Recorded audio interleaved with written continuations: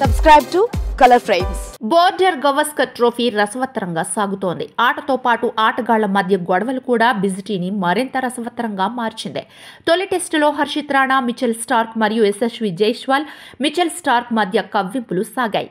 ఇక రెండో టెస్టులో ట్రావిస్ హెడ్, మహ్మద్ సిరాజ్ మధ్య హై వోల్టేజ్ డ్రామా నడిచింది. దీంతో ఈ టోర్నీపై ప్రేక్షకులు కూడా ఆసక్తి చూపిస్తున్నారు. తొలి మ్యాచ్లో టీమిండియా సంపూర్ణ ఆధిపత్యం చెలాయించి 295 పరుగుల తేడాతో ఘన విజయం సాధించి బోణి కొట్టింది. కాగా రెండో మ్యాచ్లో భారత జట్టు ఓటమి చవి చూడాల్సి వచ్చింది.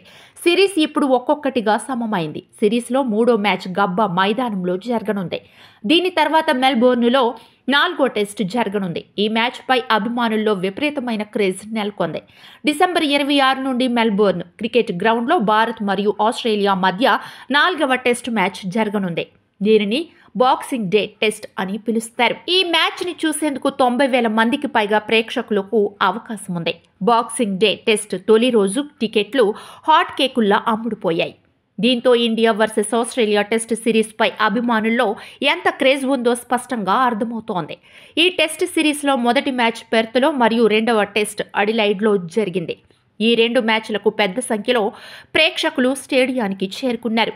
పెర్త్లోని ఆప్టస్ స్టేడియం మొదటి 2 రోజులు దాదాపు నిండిపోయింది. అడిలైడ్లో జరిగిన పింక్ బాల్ టెస్టుకు 3 రోజుల్లో భారీగా ప్రేక్షకులు వచ్చారు.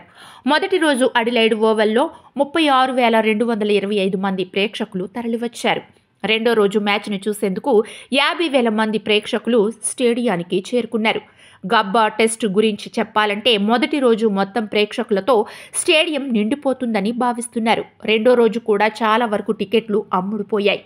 ఓవరాల్గా ఈ టెస్ట్ సిరీస్ ఇప్పటి వరకు విజయవంతమైంది. వీడియో మీకు నచ్చినట్లయితే ప్లీజ్ లైక్ చేయండి, షేర్ చేయండి, కామెంట్ చేయండి.